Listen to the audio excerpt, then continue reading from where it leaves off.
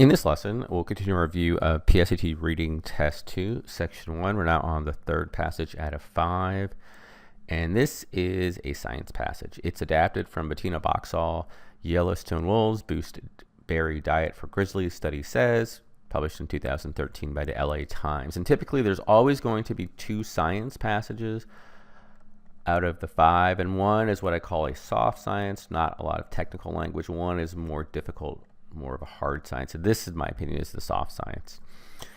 And I assume you've read this. I'm just going to skim over the first couple of paragraphs and then answer the questions.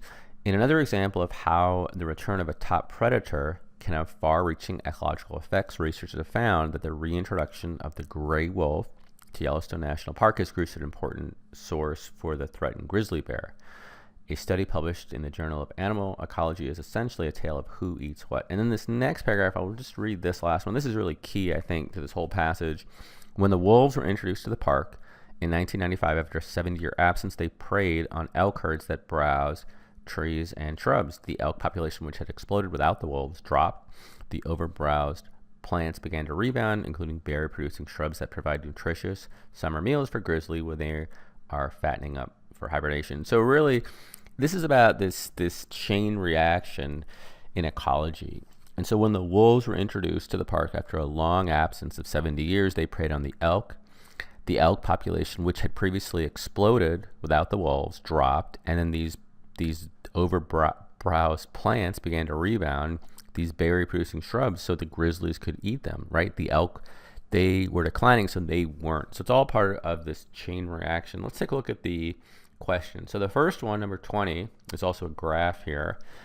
According to the passage, what was actually, 19. So I'm just going to do 19 and then we'll go back to 20.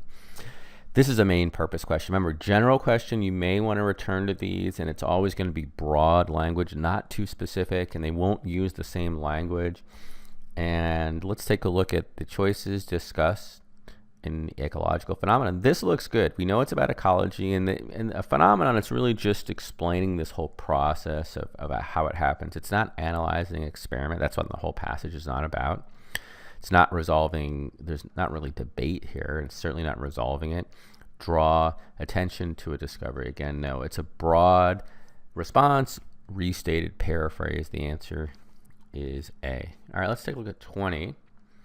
According to the passage, what was a direct result of the drop in the elk population at Yellowstone National Park? We almost know this just from reading those first 2 paragraphs. We know a direct result of the drop. We know that they weren't browsing on the berries, and so that the bears were able to access more of those, right? And so let's look for the evidence. Again, I know it's going to be, I think, in these first couple of paragraphs. It looks like, let's take a look at 12 to 15. Read this earlier. The elk population, which had exploded with the wolves, dropped. The overbrowsed plants began to rebound, including berry-producing shrubs that provide nutritious meals for grizzlies. It's exactly what we read. That's definitely the evidence. So that would be the answer for number 21. It's B. And then according to the passage, what was a direct result? Well, the increase in fruit-bearing plants. Pretty much exactly what we read there. So those weren't too difficult. And we've got 2 more. And always scan down. You see 22 and 23. It's another 2-part question, just like the last 2 we did. According to the passage, one potential challenge to the survival of grizzly bear population in Yellowstone is a shortage of what? And we want the evidence here. So be careful here. You may be inclined, right, to pick berries. We actually don't even have that. So there has to be some other statement made about a challenge and a shortage of something else besides the fruit-bearing berries. All right, so if you look at the answer, this was later on. Again, I assume you've read this, but if we go later on into the passage here, it's around line 50. In the case of the grizzly, the paper's author said increasing berry production could help make up for the loss of another food threatened by climate change, white bark pine nuts. And the pines have been dying en masse, the victim of beetle kills promoted by milder winters. And so, again, we're looking for another challenge here, right?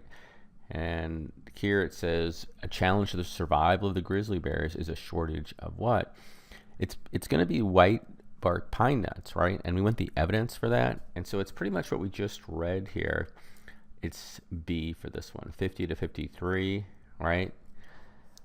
Increasing the berry production could make up a loss. Now, so this is another example of a paraphrase question, because they're saying another challenge here, the loss of another bear food. And so the answer for that one, we had confirmed it was D, and 23, the answer is B.